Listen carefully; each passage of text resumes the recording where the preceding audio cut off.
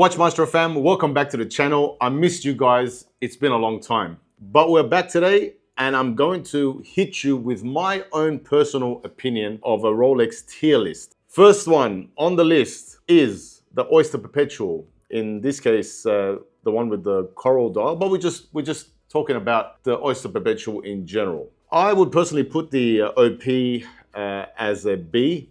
They're great watches, good entry-level watches, cheap, and they do the job more than perfectly. If you want a Rolex, if you don't want to spend a lot of money, that would be where my money would be going. And especially given that some of the dials are nice, like the coral dial, they're actually very nice in person. Not to mention you can get like a cheaper one for yourself if you like, and then just get yourself an aftermarket dial and change it around. Nobody would know.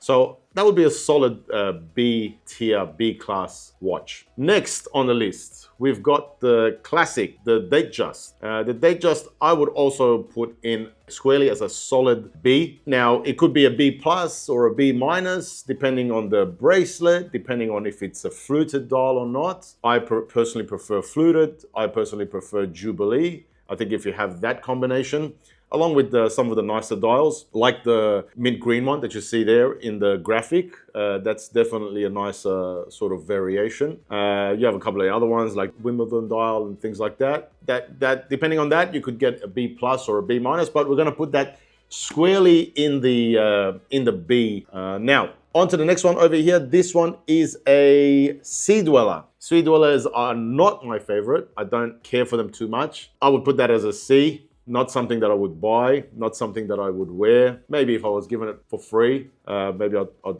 wear it around. But for me, that's a C. Next one, we have Rolex's most complex watch, the Sky Dweller. That one has to be right at the top as an S, especially because there are some very nice variations of the Sky Dweller.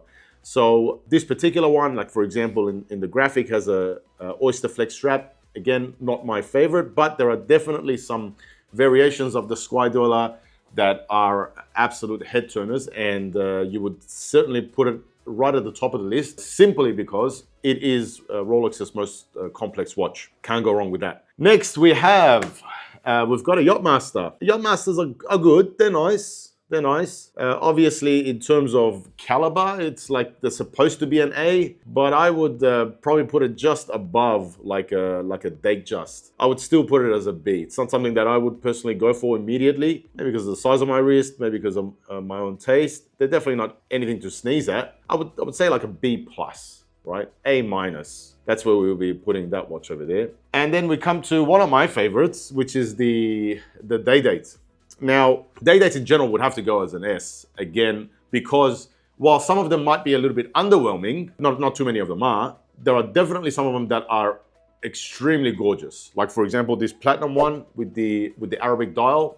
The Arabic dials I'm a sucker for. The rose golds I'm a sucker for.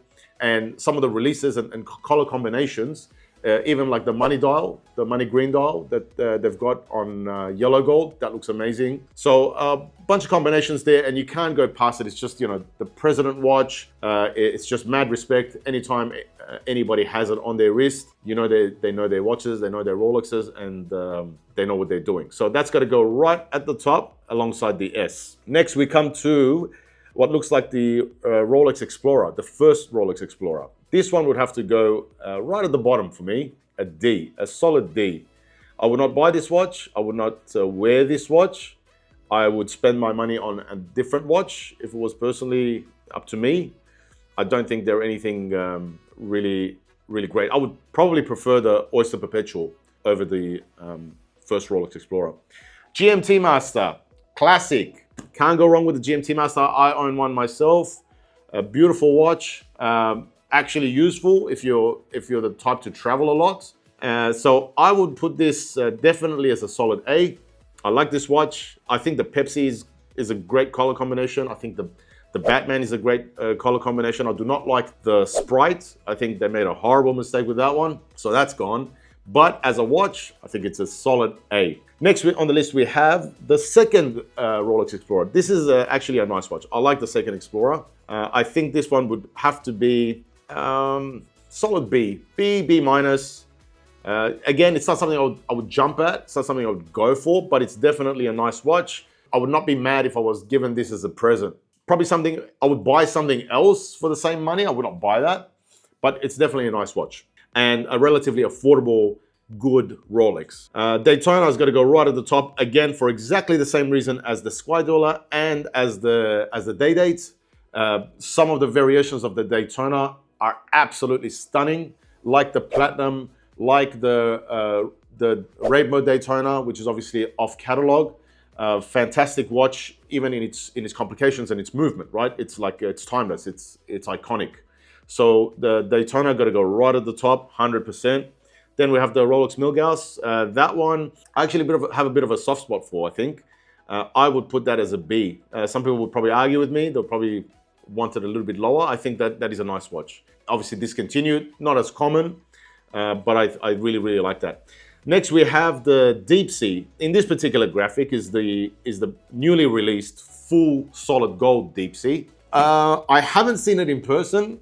On the photos, it looks like it would be kind of funky in its own way, kind of cool in its own way. But I know if I see it in person, it would just be overkill. I've seen the Submariners in full gold, and although I wouldn't spend the money buying one, it does actually suit certain skin tones and skin colors pretty well. I would put that, simply because it's a Submariner, I would put that as and therefore, you know, such an iconic watch, a variation of the Submariner. I would put that as a, now, you know what? Change my mind. I'm gonna put that as a C, because I think it's just too freaking big. I definitely wouldn't wear a Deep Sea, even normal one, whether it's gold, full gold, normal, whatever. They're absolutely gigantic. But however, the Submariner, which we'll get to in a second, before that, we've got the Air King. The Air King, I think, I would also put on the same tier as something like the first Explorer. So I would definitely put that as a D. I would not buy the Air King, not for that amount of money. I think you can find yourself a better deal. You can find yourself a better watch. It does not have to be a Rolex. I probably wouldn't even wear it if I was given it as a gift. I'd probably just sell it and buy another watch with that money. But yes, coming up to the Rolex Submariner, definitely a great watch. I've owned one before. They're fantastic tool watches. You can wear it with almost any occasion. Certainly on any casual occasion, you can wear it out. It looks great. Depending on your taste and your dressing style, you can wear it on some more sort of formal occasions as well, and you can pull it off. And then finally, we have the Yachtmaster 2. That is actually, I think, one of the more underrated watches.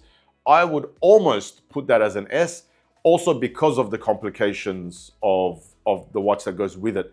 And especially in different precious metals such as yellow gold, it actually looks very nice. You know what? I'm actually going to put it as an S, not an A. I was going to say A, but I think it deserves to give it an S status. So the S's for me, right at the top, would be the Sky Dweller, would be the Day Date, would be the Daytona, and the Yachtmaster 2. And those are my opinions. So feel free to attack me online. I'm looking forward to it. Let me know what you guys think. Which one of those would you swap around? And which ones do you agree and disagree with? Until next time.